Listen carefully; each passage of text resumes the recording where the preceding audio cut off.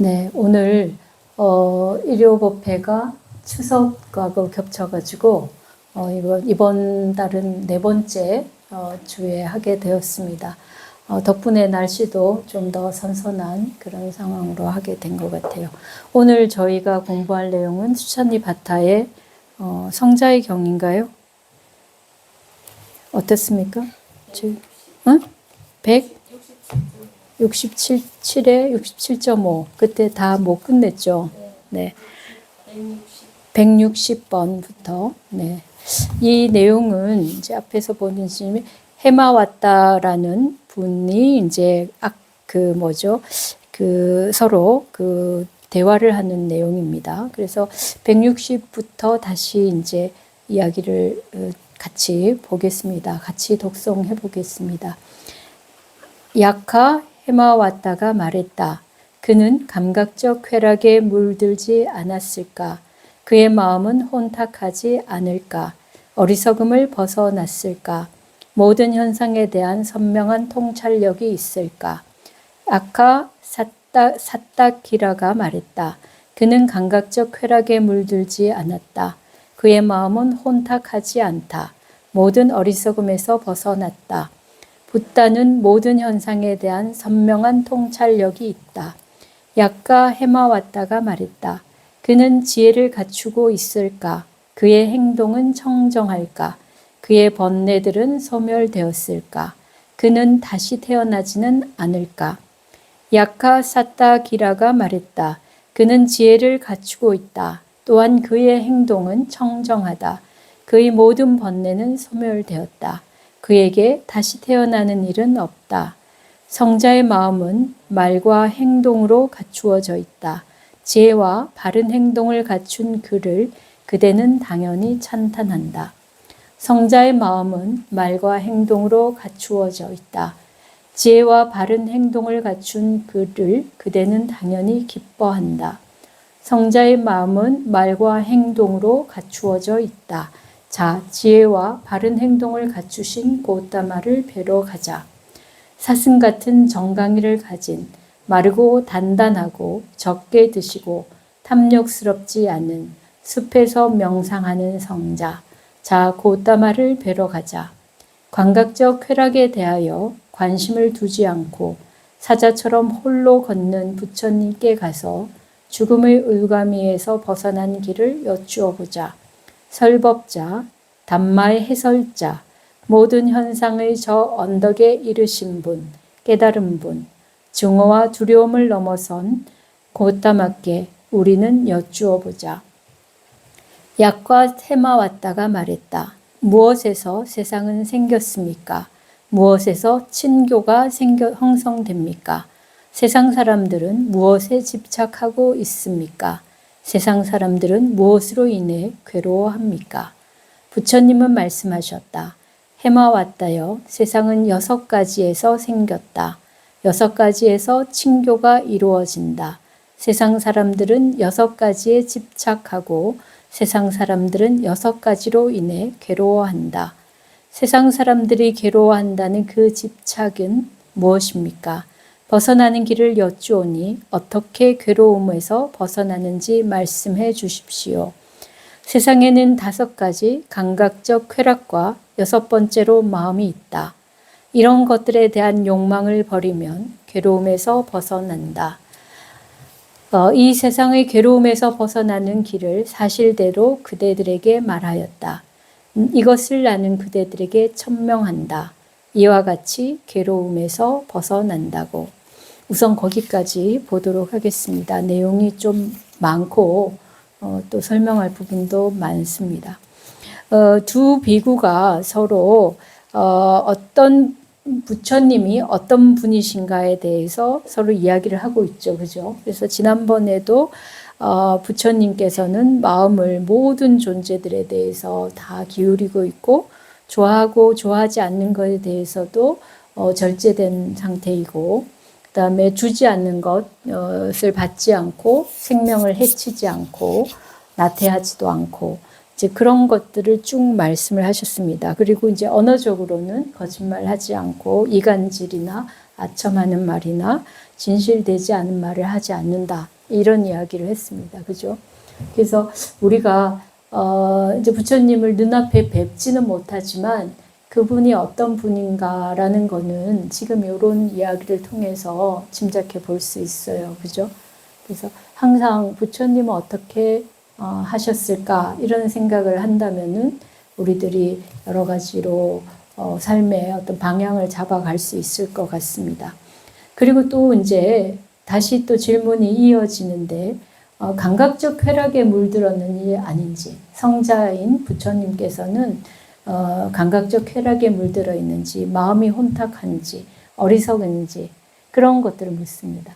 그래서 이제 뒤에도 나오는 것처럼 우리가 감각적 쾌락에 물들어 있으면 마음이 혼탁해져요. 그죠? 그러면 그 혼탁한다는 것은 어리석음이고 그 어리석음 때문에 진짜 현상을 보지 못합니다. 지금 요 네 가지 질문은 사실은 하나로 연결되어 있는 질문입니다. 그래서 근본적으로 우리 마음에서 뭔가 감각적인 데 마음을 쏟고 있는 게 있으면 마음이 흐려진단 말이에요. 지금 뭐 우리는 너무나 좋은 세상에 살고 있어서 뭐랄까 힘들고 어려운 점보다는 좋은 것들이 많죠.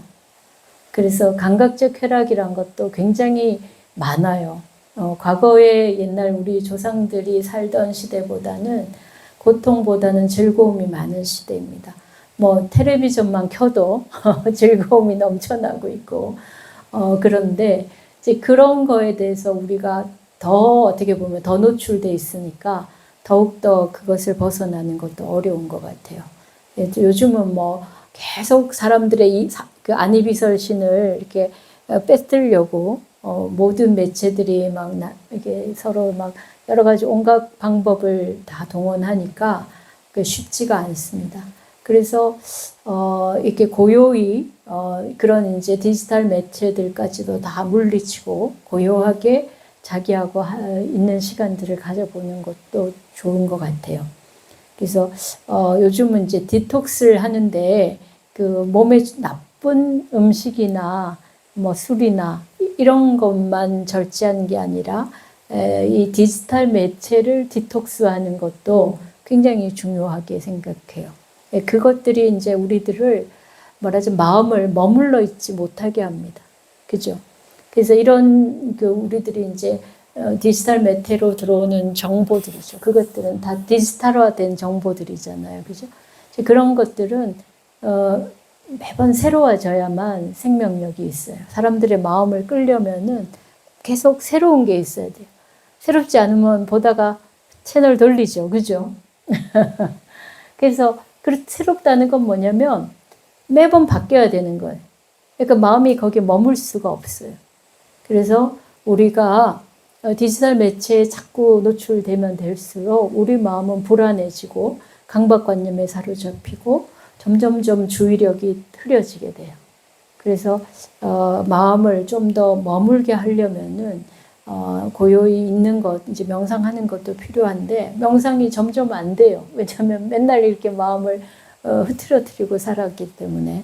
그래서 이제 디지털 매체를 어느 날은 사용하지 않는다든지 어느 시간부터 어느 시간까지는 사용하지 않는다든지 이런 좀 제어 장치가 필요하고 또 실질적인 몸의 활동을 하는 것도 중요한 것 같아요. 그래서 뭐 이렇게 걷는다든지 또는 일을 한다든지 청소를 한다든지 뭐 정리정돈을 한다든지 이런 것들이 간단하지만 굉장히 다른 효과를 몸과 마음에 가져다 줍니다. 그래서 혼탁하지 않은 마음이 되고 그 다음에 어리석음을 벗어납니다. 그러면 우리가 보통 이제 부처님께서 깊은 선정에 들어가서 아주 대단한 그런 뭐랄까 선정의 힘을 가지고 있다 이렇게 말하지만 그 선정의 힘이 있기 때문에 세상에 일어나는 일들을 제대로 볼 수 있어요. 그래서 우리들은 마음이 늘 흔들리고 이게 흐려져 있기 때문에 보는 것이 정확하지 않습니다. 그런데 계속해서 마음을 안정시키고 욕망에서 절제되어 있으면은 보는 것이 정확하게 봅니다. 그래서 올바른 행동을 할 수 있는 거죠.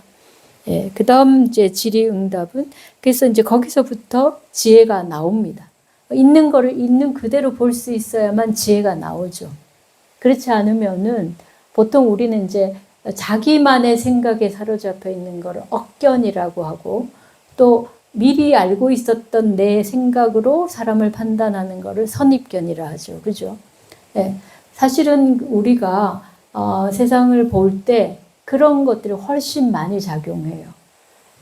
그래서 특히 이제 자기가 경험한 경험치에 비추어서 세상을 보거든요. 그래서 나이가 드신 분이 그런 경험이 많아서 좀 더 여유롭고 지혜로울 수도 있고 반대일 수도 있어요. 자기 경험에 딱 사로잡혀 갖고 다른 걸 못 볼 수도 있어요. 그래서 우리가 많은 경험을 한다는 건 굉장히 중요한 일이긴 하지만 경험 자체에 사로잡힐 수가 있어요. 그런 거를 벗어나게 하는 게 바로 앞에서 말했던 있는 그대로의 현상을 제대로 보는 겁니다.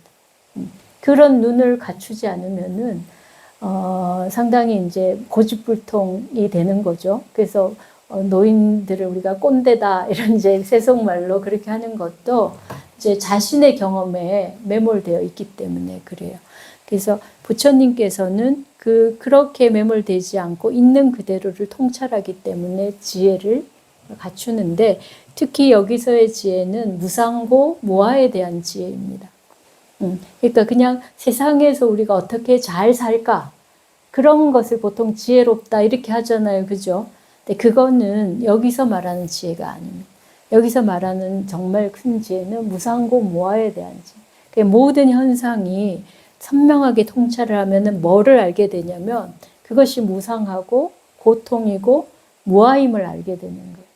그리고 이게 이제 조금 더 나아가게 되면 대승불교에 나아가게 되면 반야의 지혜가 됩니다. 공성에 대한 지혜. 그건 무상고 무아하고 틀리지는 않아요. 근데 조금 더 그것을 명백하게 말한 게 공성이라고 할 수 있습니다. 그래서 이 지혜를 갖추게 됩니다. 그래서 모든 것이 무상하고 모든 것이 고고 무아이기 때문에 그때부터 행위가 어떤 행위도 청정하게 이루어집니다. 그러니까 우리가 이제 도덕적으로 훌륭한 사람들은 세상을 나쁘게 하지 않아야겠다. 남을 힘들게 하지 않아야겠다라는 선의에서 행동이 청정할 수 있어요. 그죠? 저 사람 참 법 없이도 살 사람이다. 저 사람은 참 마음이 너그럽다. 이런 거는 우리가 보통 사람들한테도 볼 수 있는 대목이에요. 그런 경우를 성인이라고 하지 않아요. 성인은 이제 모든 것의 무상고 무아를 깨닫고 그래서 행위가 어떤 욕망도 없고 어떠한 잘못된 판단도 없기 때문에 행동이 청정해지는 거예요. 그래서 일반적인 우리가 참 좋은 사람 할 때 그 좋은 사람이 가지는 행위를 그거는 일반적 사회적 기준에서 도덕적 행위를 하는 거고 이 성자의 도덕적 행위, 성자의 청정한 행위는 모든 번뇌가 사라진 상태에서 오는 행위입니다. 그래서 어떻게 보면은 보통의 그 도덕적 수준을 더 뛰어넘는 모습을 보이죠. 예. 그래서 사회적으로는 적당히 이 정도만 해도 충분히 좋다라고 하는 것에서 머물지 않고 완벽하게 자신의 마음과 행위를 통제할 수가 있게 돼요. 그래서 그렇게 이제 볼 수가 있고 그리고 번뇌 또한 완전히 소멸되어집니다. 그래서 모든 현상에 대한 완전한 그 통찰을 가지게 되면 번뇌가 일어나지 않게 됩니다. 그리고 그것 때문에 번뇌가 없기 때문에 애착도 없습니다. 애착이 없어서 다음 생에 태어남도 없습니다. 그래서 이제 우리가 죽음을 맞이할 때 지금 이제 사실 죽음을 맞이하는 과정들이 요즘은 정말 어려운 것 같아요. 저번에도 몇 번 말씀드렸지만 우리가 장수를 누린다는 게 행복한 일이 아니고 좀 끔찍한 일이 되어가고 있는 것 같아요. 몸은 건강하지 않은데 생명만 연장이 되다 보니까 그 시기의 삶이라는 게 인간다운 존엄이 완전히 허물어지고 오로지 그냥 생명만 연장하는 방식으로 사는 경우가 많죠. 그죠? 요즘 이제 요양원에 어르신들 모시고 있는 분들 보면은 굉장히 괴로워, 힘들어해요. 어르신들이 인간적인 삶을 누리는가를 보면은 굉장히 참 그렇지 않다는 생각이 들게 하는 거잖아요. 그래서 우리가 그렇게 이제 긴 세월을 산다 하더라도 우리 마음이 완전히 삶에 대한 것을 벗어나지 않으면은 그러면 그 업식이 계속 남아서 다음 생도 또 다른 몸을 타고납니다. 또 더 중요한 거는 당장의 문제로 우리가 몸에 대한 애착을 못 놓으니까 죽음의 과정이 굉장히 고통스러워지는 거예요. 그래서 죽을 만큼 아프다. 옛날 말에 그런 말이 있죠. 그러니까 아플 만큼 해야만 사람이 그렇게 해야만 이제 죽음에 대해서 받아들일 정도로 애착이 강한 거예요. 우리 마음에. 그래서 뭐 나는 괜찮아 하는 사람들도 막상 닥치면 그 애착을 놓기가 쉽지가 않습니다.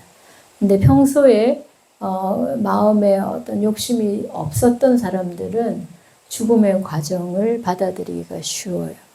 그래서 우리가 장수사회, 백세사회를 맞이하면서 단순히 이 생을 얼마나 길게 오래 사느냐가 아니라 그 삶을 얼마나 존엄하게 사느냐의 문제도 생각해 봐야 되고 그다음에 죽음을 어떻게 맞이할까에 대한 생각도 해야 됩니다. 그리고 그거는 이어가는 이제 다음 생의 문제이기도 해요. 그래서 우리가 옛날에 저희가 체력장 시험 칠 때 보면 100m 달리기를 할 때 100m만 목표 지점만 보고 뛰면 안 된다고 선생님들이 가르쳐 주셨죠. 120m 그 정도를 놓고 뛰면 100m까지 최선을 다해서 뛰니까 좋은 성적이 나온다고 했던 것처럼 우리들의 삶을 지금 현재의 삶에만 너무 이제 거기에만 관심을 두면은 삶을 진짜 제대로 사는 안목이 생기지 않아요. 그래서 죽음에 대한 생각을 한다든지 또는 다음 생에 대한 생각을 한다면은 지금 현재의 삶들이 달라져요.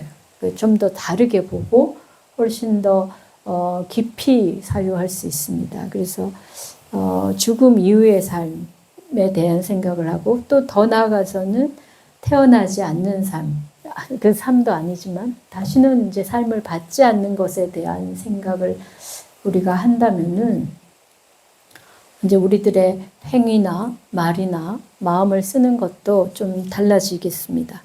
예. 그다음 그래서 이제 그리고 이제 163회 1에 보면은 그래서 거기에 이제 굉장히 중요한 이야기가 또 있어요. 성자의 마음은 말과 행동으로 갖추어져 있다. 우리가 신구의 삼업을 이야기하는데 보통 성자는 높은 정신적인 경지를 갖추고 있는 분이라고 알려져 있잖아요. 그죠? 근데 그 높은 정신적인 경지가 말과 행동을 통해서 드러나야 됩니다. 또 말과 행동이 그걸 받쳐줘야 되는 거예요. 근데 모르겠습니다. 어떤 그 선지식들 중에는 상당히 이제 말과 행동에서 여러 가지 문제가 되는 행위를 하면서 나는 아주 그 경지가 높아 이렇게 하는 선지식들도 간혹 볼 수 있어요. 그죠? 네, 그런 경우는 성자라고 할 수 없습니다. 그들은 아직까지 수행이 덜 된 사람들입니다.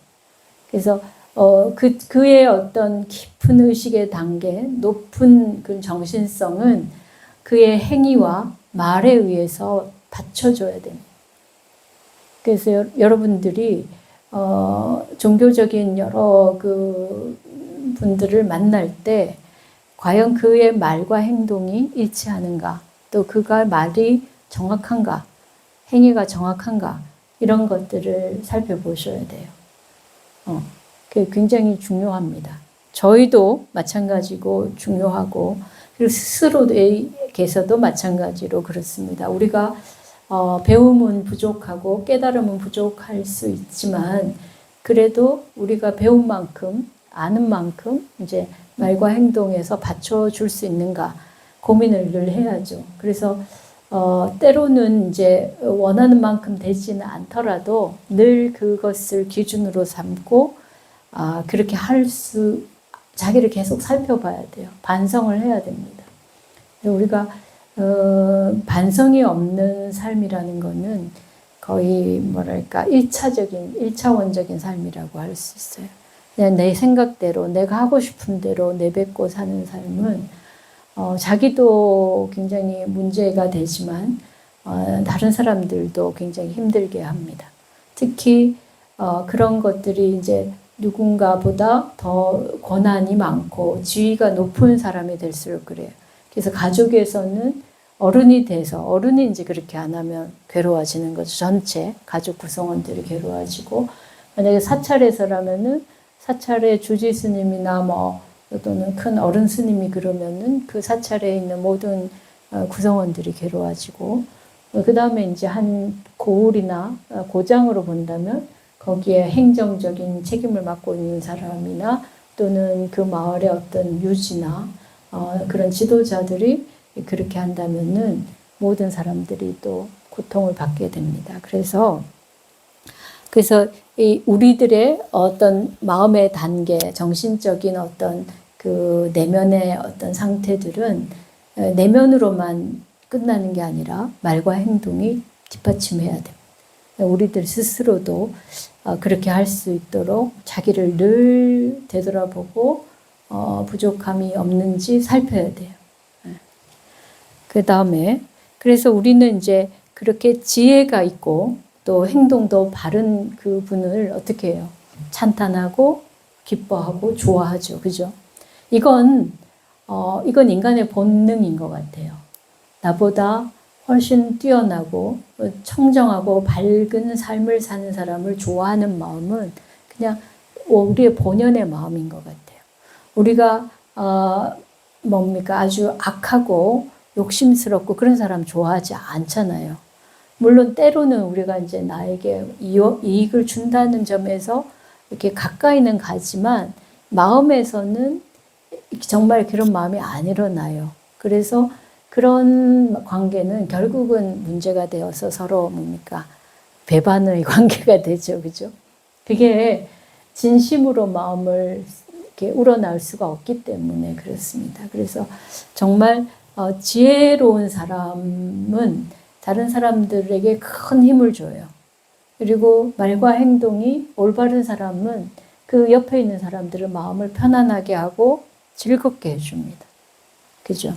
그래서 이것 또한 중요한데, 내가 사람과의 만남에서 피해를 받지 않기 위해서도 그렇게 이제 하는 것이 필요하고, 결국은 좋은 사람들의 영향을 더 크게 하기 위해서는 그 사람들과 같이 자꾸 어우러지면 나도 그 영향을 받고 그 영향을 받은 것들이 모이면은 한 사회에서 대단히 큰 역할을 하게 돼요. 그래서 지금 이제 우리가 탈종교 시대라고 하고 있습니다. 종교가 우리도 이렇게 법회에도 사람들도 잘 안 오고 초하루 법회 이럴 때는 아무도 안 오고 이렇게 절에 온다든지 절만 아니라 요즘 교회 성당까지도 이렇게 그런 이제 신도들이 이제 감소하고 있는데, 그런데 종교가 뭔가 역할을 하는 게 있거든요. 그렇다고 완전히 없어져 버려서 괜찮은가? 그렇지는 않거든요. 그럴 때 종교의 역할이 여러 가지로 우리가 이야기할 수 있지만 어떻게 사는 삶이 가치 있고 좀 더 고상한 삶인가, 좀 더 바람직한 삶인가를 추구하는 것 같아요. 그래서 물론 이제 부패한 사람도 있고, 그죠? 이익을 위해서 절에 오고 교회를 가는 사람도 있죠. 그럼에도 불구하고 그것이 아무리 그런 무리가 있어도 그 근본에 흐르는 힘은 청정하고 맑은 힘인 거예요. 그 세속의 삶에서 그런 사람들이 없지는 않지만 그런 사람들을 만나기는 어려워요. 근데 절에 오거나 뭐 종교 단체를 가면 그래도 그런 사람 만날 확률이 높아집니다. 그러면은 우리가 달리 그 사람한테 위로의 말을 받거나 뭔가 큰 뭔가 이익이 되는 거를 얻지 않아도 그만으로도 마음이 맑아지고 모든 짐들이 내려놓아지는 거죠. 예. 우리 삶이 가지고 있었던 삶의 무게들이 좀 가벼워진단 말이에요. 예. 그리고 저렇게 사는 것도 가능하구나. 이런 것들이 지금까지 내가 어떻게 하면은 돈을 더 많이 벌까? 어떻게 하면은 남을 이길까? 이런 생각을 하던 것에서 벗어나게 만들어 주거든요. 그래서 마음에서 행복함이 차올라요. 누가 말하지 않아도 행복함이 차오릅니다. 그래서 종교의 역할을 참 고민을 요즘 더 많이 하게 되지만 본연의 그 어떤 힘은 그 지혜와 청정한 행에서 나온다는 지금 슈타니 바타의 말씀이 맞는 것 같아요. 그래서 여러분들도 절에 오시면서 한 번 더 내 마음을 맑히고 내 행동도 한 번 더 생각해보고 그렇게 한다면 다른 한 달의 다른 시간들을 훨씬 더 가볍고 긍정적으로 살아갈 수 있지 않을까 싶습니다. 네. 그래서 지금 말씀하신 것처럼 여기 내용이 성자는 말과 행동과 마음이 다 한결같은 분이에요. 그죠? 네. 그리고 그 다음 165에서 나오는 이야기는 부처님의 32상 가운데 몇 개의 특징을 보여주는데 사슴 같은 정강이를 가지고 있다라는 말이 32상에 나옵니다. 그러니까 대단히 이 사슴 같은 정강이는 허벅지가 굉장히 탄탄하다는 거예요. 그래서 우리가 보통 부처님을 생각할 때 아주 마른 고행상 생각하잖아요. 물론 뒤에 말라 있다라는 말을 하지만 그냥 허약한 분이 아니에요. 체력이 굉장히 좋은 분이에요. 부처님이 태자였을 때 여러 가지로 이제 왕자로서의 교육을 받는데 그 중에 여러 말을 탄다든지 활을 쏜다든지 검술을 한다든지 이런 체력적인 요소가 있어요. 그 당시는 당연히 이제 지배계층으로서 갖춰야 될 하나의 덕목이기도 하지만 그렇지만 또 한 가지 우리가 주목할 거는 어떤 수행이든 육체의 힘이 요구된다는 거예요. 그래서 부처님은 체력적으로 굉장히 단단하신 분이었다. 그래서 성도하신 후에 계속 길로 다니셨잖아요. 전도를 하기 위해서 한 군데 머물지 않으시고 이곳이 저곳이 온갖 길을 다녔는데 심지어 팔순의 연사에도 다니신 거예요. 그러면 지금 팔순하고 그때의 팔순은 비교할 수 없을 겁니다. 육체적 차이가. 근데 그때도 부처님께서는 걸어 다니셨거든요. 그거는 엄청난 체력을 가지셨다는 거예요. 그래서 우리가 이 부처님에 대해서 너무 관념적으로 생각했던 거를 벗어야 돼요. 그리고 그건 다시 우리들 이야기로 돌리면은 건강한 몸이 우리들의 마음을 건강하게 한다. 그런 것으로도 볼 수 있습니다. 그래서 체력적으로 대단히 강인한 분이었다. 우리도 그런 강인한 그 몸도 필요하고 마음도 필요하다. 그리고 이제 마르고 단단하다 이런 표현이 있어요. 마른 거는 그렇습니다. 저도 이제 요즘 자꾸 살이 찌는데 마른 거는 왜 말라지냐면은 수행을 하면 마르게 돼 있어요. 호흡을 하게 되면은 호흡이 몸을 순환시키기 때문에 군더더기 살이 안 붙어요. 그리고 이제 과식을 하지 않기 때문에도 그렇습니다. 근데 요즘은 뭐 어떻게 해도 과용량이에요. 그죠? 그래서 끼니를 줄여야 되는 거예요. 세 끼를 먹으면 이 재료 자체가 너무나 좋으니까 과용량이 되는 것 같아요. 그래서 저희도 고민하고 있습니다. 아무튼 그래서 영양적으로도 적게 먹는 것이 훨씬 건강하고 몸도 더 단단해지는 거예요. 그리고 아까 말씀드린 그런 늘 걷고 움직이고 활동했던 분이 부처님인 거예요. 우리가 좌선하는 부처님만 맨날 생각하지만 실제 부처님은 걷고 활동했던 거예요. 매일매일 나가서 탁발해서 들어오시니까 얼마나 많은 걸음을 하셨겠어요. 그러니까 그런 움직이고 있는 부처님을 우리는 좀 생각해 볼 필요가 있고, 우리의 그래서 이제 건강한 체력을 유지하는 것이 중요하다. 그리고 소식을 통해서 영양 상태를 스스로 조절하는데, 사실은 우리가 뭐 간단히 볼 수도 있습니다. 우리의 위장 기관이 우리의 에너지의 거의 반절을 쓰고, 그 다음에 두뇌가 반절을 쓰거든요. 그러니까 많이 먹으면 마음으로, 의식으로 갈 에너지가 다 소진되니까 공부하기에는 힘든 거죠. 그래서 마른 단계 다이어트를 해서 뭐 그런 어떤 날씬한 몸매를 유지하기 위해서가 아니라 공부를 제대로 하기 위해서. 그리고 공부를 제대로 하면은 몸은 저절로 균형이 잡혀집니다. 그래서 단단하다라는 표현이 들었어요. 허약하지 않아요. 말랐지만 단단한 거예요. 그래서 우리 고행상에 그렇게 이제 피골이 상접한 모습을 하고 있지만 대단히 단단하신 분인 거예요. 그러한 극단적인 고행도 견딜 만큼 기초적인 체력이 있으신 분인 거예요. 그래서 또 여기 적게 드신다는 말도 있죠.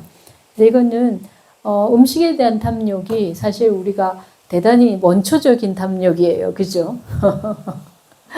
그래서 그러한 탐욕도 버리셨고, 그렇다고 해서 완전히 뭐 단식을 했다 이건 아니에요.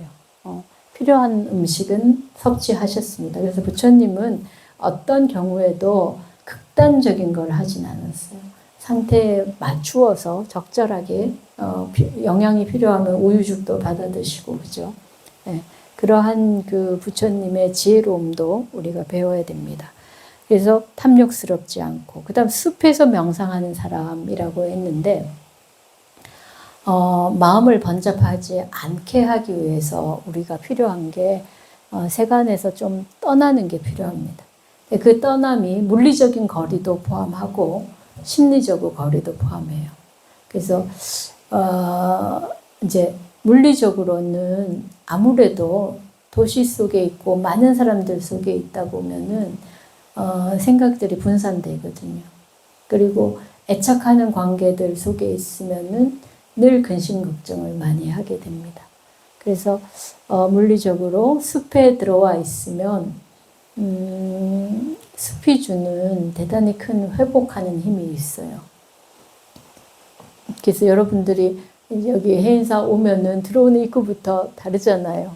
마음이 되게 환해지죠. 그죠? 뭔가 청량한 느낌도 들고, 그게 숲이 주는 힘이에요. 그래서 뭐 그거를 뭐 여러 가지 성분들, 뭐 나무의 성분들로 설명하기도 하지만, 아무튼 우리가 물리적으로도 번잡한 데서 벗어난 것도 중요하고, 그다음에 이제 의식적으로도 이 숲에 있다는 거는 뭔가를 끊고 오는 거거든요. 그죠? 그러니까 여러분들이 절에 와서 마음이 좀 가뿐해지는 거는 막 복잡했던 거를 한번 탁 놓을 수 있기 때문에 그래요. 그래서 그런 거를 이제 좀 더 익숙하게 자꾸 하다 보면은 훨씬 더 마음을 이렇게 정리하기가 쉽습니다. 그래서 마음을 정리하기 위해서도 숲에서 지내는 시간들이 필요하다. 그리고 이제 거기서 명상을 한다면 더욱더 그 힘이 커지겠죠. 그래서 그러한 성자의 모습을 이야기하고 그분을 만나러 가자 이렇게 이야기합니다. 그리고 그분을 만나서는 결국 그분이 도달한 경지를 우리도 똑같이 도달할 수 있도록 이제 길을 여쭈어보는 거죠. 그죠?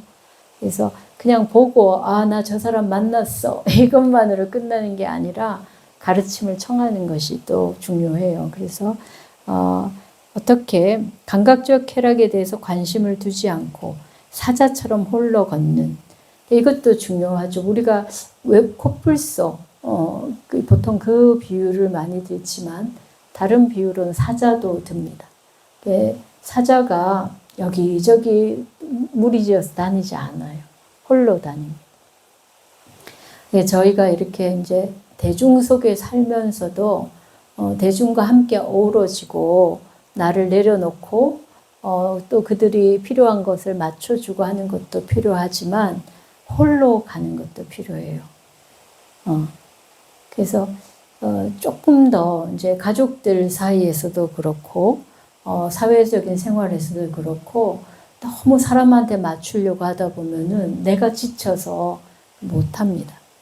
그리고 정말 뭐라고 하나 내가 뭐랄까 지켜야 되고 나의 삶에서 정말 소중한 게 뭔가를 놓치게 돼요.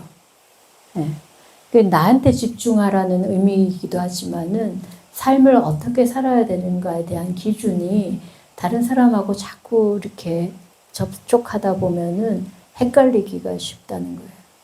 그래서 좋은 영향을 받을 수 있는 분들에게는 가까이 가서 가르침도 청해야 되지만 그러나 또 궁극적으로는 나의 행동이고 나의 결단이에요.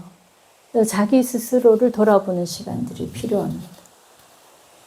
그래서 이제 대체로 보면 우리가 사교적인 모임을 하게 되면은 쓸데없는 이야기가 더 많죠.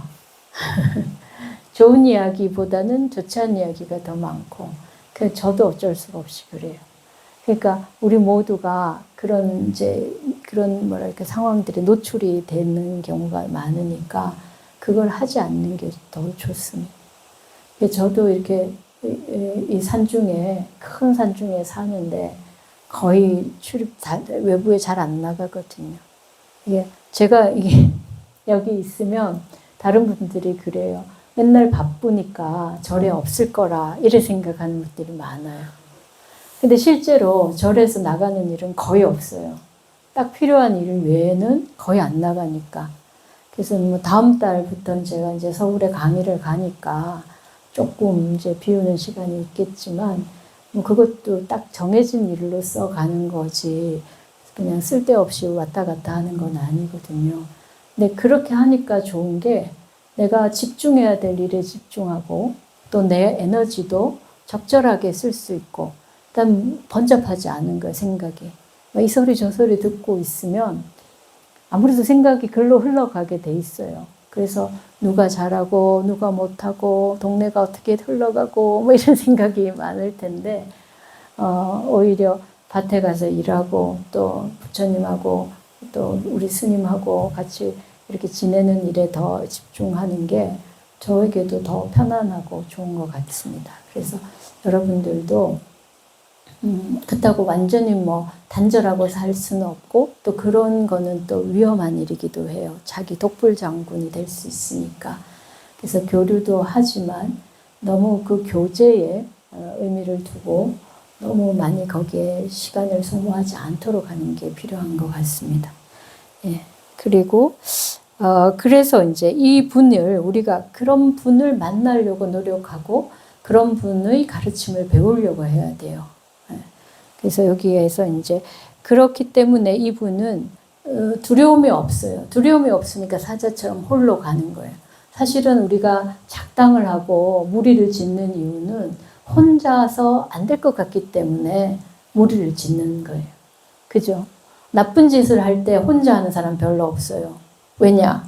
나쁜 짓에서 문제가 생길 때 혼자 당하지는 않고 누군가 분산하려면은 옆에 누가 같이 있어야 되고 핑계도 대고 그러려고 하기 위해서 대부분 나쁜 일을 한 사람 혼자 안 하고 무리를 짓습니다. 편을 만들고 같이 나쁜 짓 하도록 더 이렇게 끌어당겨요. 근데 그건 그 속에 두려움이 있기 때문에 그렇습니다. 두려움이 없는 사람은 홀로 있음을 두려워하지 않아요.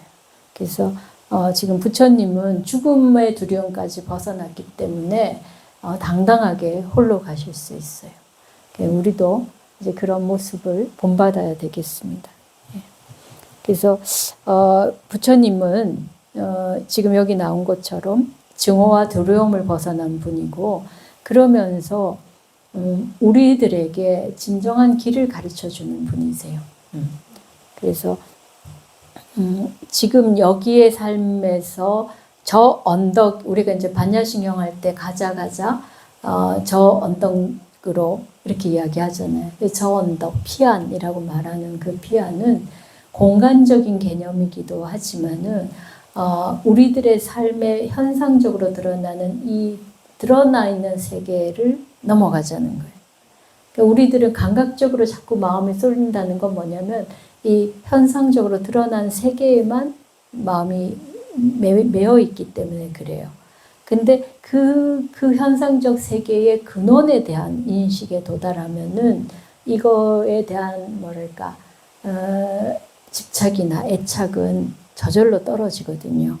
그래서 저 언덕이라는 건 현상이 넘어 소위 말하는 세속을 넘어라는 거는 공간의 개념만이 아니라 우리의 관심과 우리의 관념이 머물고 있는 이 세계를 벗어나는 걸 말해요. 그래서 한번 그 틀을 깨뜨려야 돼요. 우리가 깨어난 자라는 말이 단 깨어났다는 말 자체가 뭐냐면은 자기의 틀을 깨뜨린 사람이에요. 우리 의식이란 게 의식의 틀이 있어요. 그 틀은 우리가 그냥 늘 사용하고 사는 세계예요.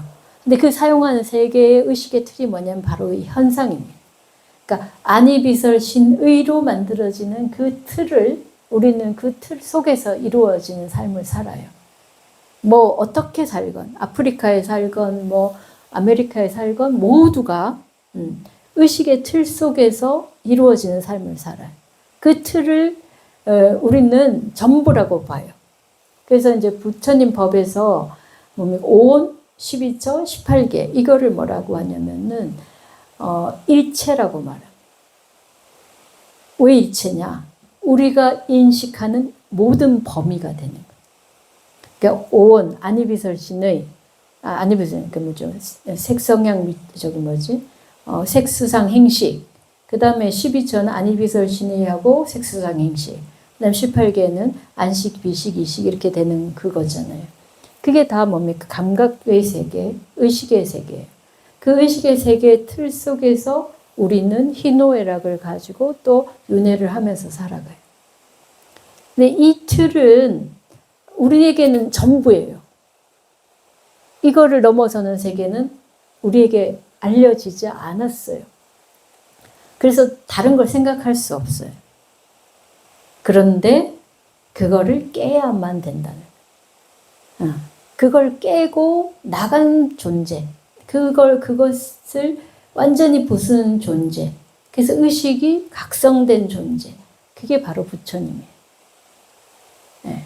그래서 깨어난다, 우리가 깨달음이다, 깨어난다라는 말은 그런 우리 모두가 갖고 있는 그 틀을 깨부순 사람. 네.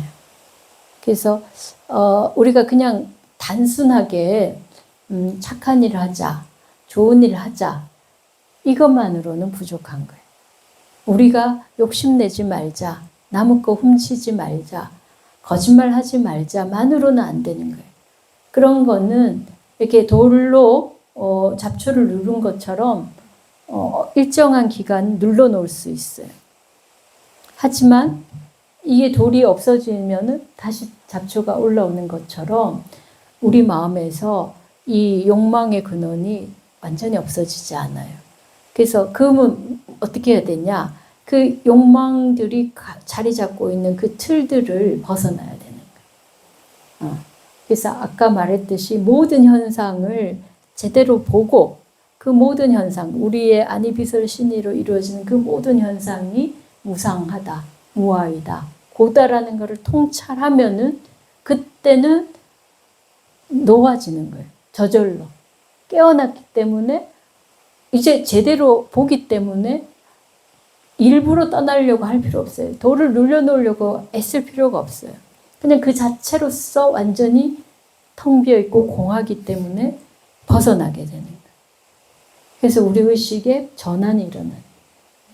그 의식의 전환이 일어나면 행동과 말이 달라지는 거예요. 그래서 그러한 전체적인 변화가 일어난 분을 우리는 성자라고 부르는 거예요. 그래서 지금 근데 물론 이제 그렇다고 해서 그분이 딴 세상 사람은 아닙니다. 지금 우리가 보는 것하고 다른 걸 보는 게 아닙니다.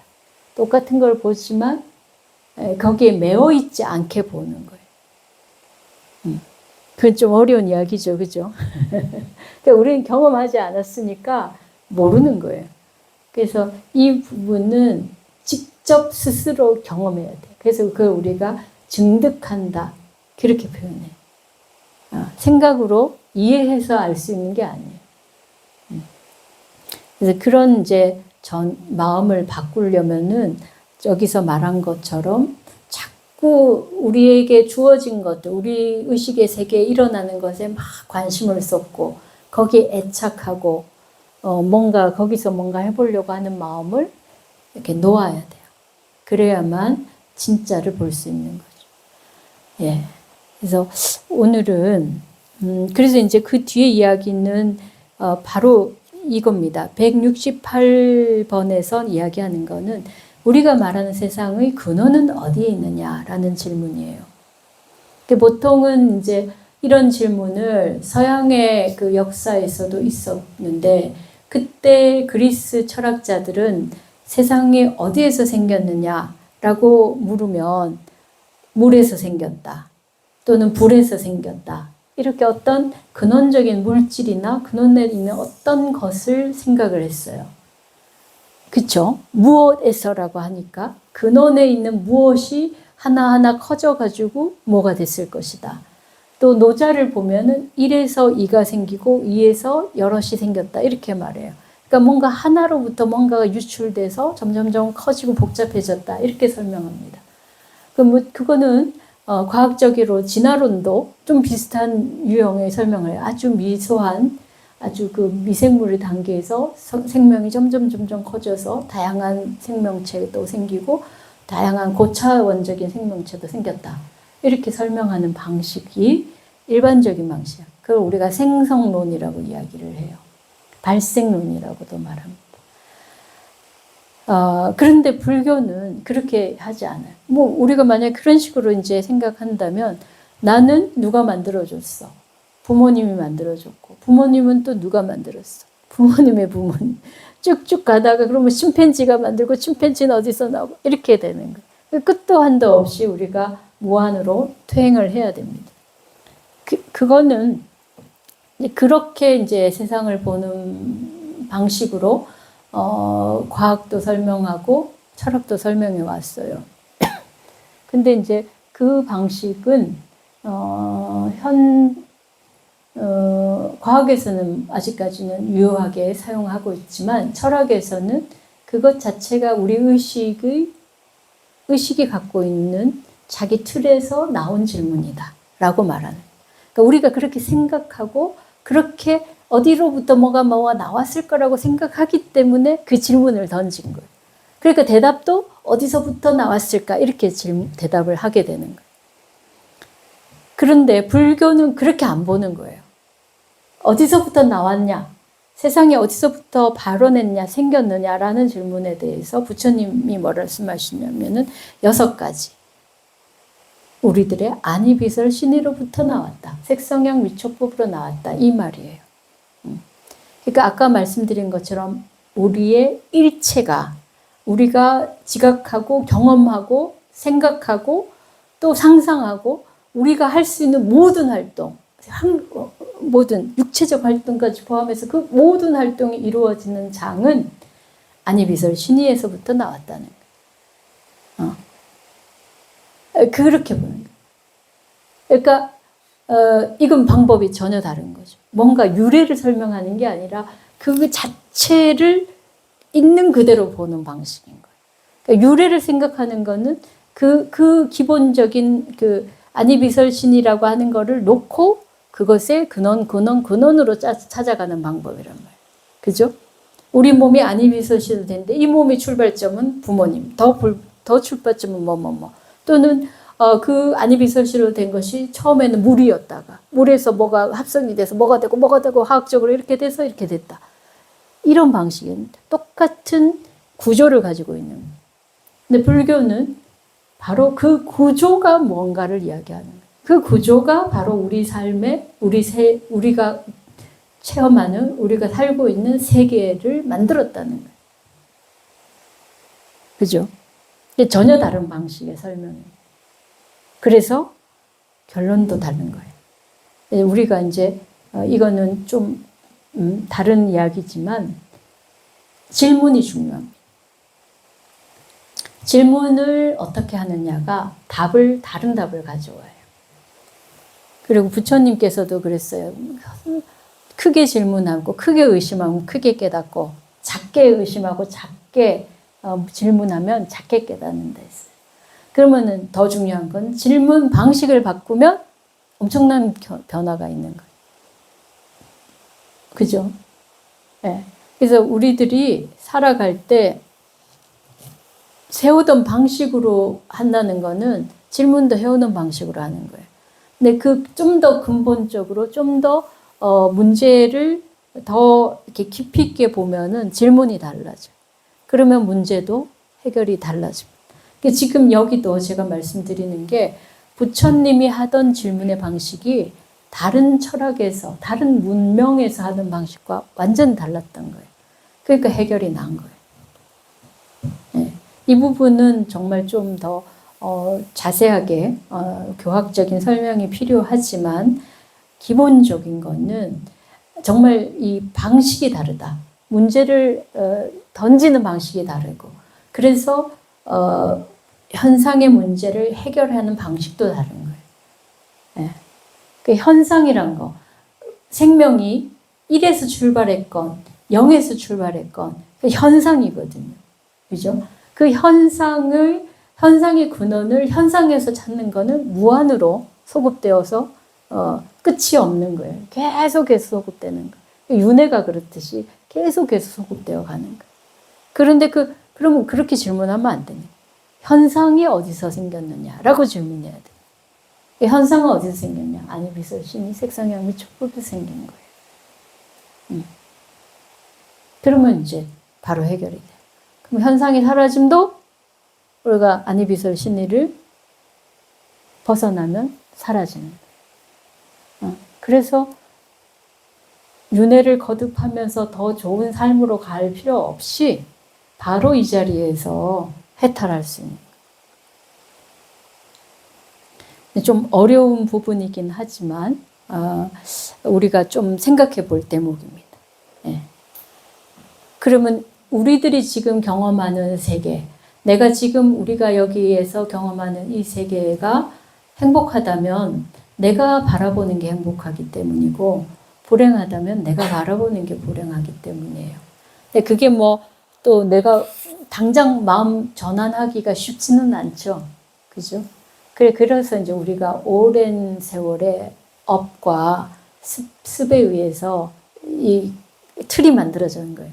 틀을 깨부수기가 어려운 거예요. 근데 그건 틀에 의해서 만들어진 거기 때문에 틀을 깨부수면은 달라지는 거예요. 그래서 이 업력을 정화하고 습관을 바꾸기 위해서 많은 노력도 필요하지만 궁극적으로는 틀을 변화시켜야 돼요. 성자라는 존재는 그 틀에서 벗어난 존재고, 그러니까 우리들이 그 틀 속에서 막 복작지근하게 있는 게 뭔가를 아는 거죠. 벗어나 있기 때문에 보이는 거죠. 그래서 부처님은 우리들이 복작복작하는 이 세계가 또렷하게 어떻게 구성되는지를 아시고 그렇기 때문에 또 벗어나 있는 존재인 거예요. 자, 여기까지 오늘은 하겠습니다. 좀 어려운 이야기들이 많았는데 불교는 참 어렵죠. 그죠? 다른 종교는 그냥 믿어라. 그리고 이렇게 행동을 해라. 이렇게만 말하는데 불교는 바르게 깨달으라라고 이야기하니까 어려운데 아까도 계속 제가 말씀드렸어요. 정확하게 모르면은 다시 또 헷갈리고 다시 또 시간이 흘러서 돌이 치워지는 상황이 되면 다시 또 번뇌가 일어나기 때문에 근본적으로 철저하게 알아야만 되는 거예요. 그래서 이게 되게 어려운 과제지만 그러나 이 방법대로 하면은 확실한 거예요. 확실해야지. 그죠? 어설프게 해가지고 하고 또 하고 또 하고 하는 것보다는 제대로 해서 한 번에 착 해결하는 게 좋잖아요. 그죠? 그래서 일반적으로 우리가 생활하는 데 있어서 이게 뭐 힘이 되나, 종교가 뭔 도움이 되나 하는데 이것에 조금이라도 그 힘을 얻고 나면은 생활도 확 달라집니다. 거기까지만 하고 오늘 본문을 마치겠습니다. 수고하셨습니다. 지금 몇 lesson? 300, 부처님 앞에 300 하고 300.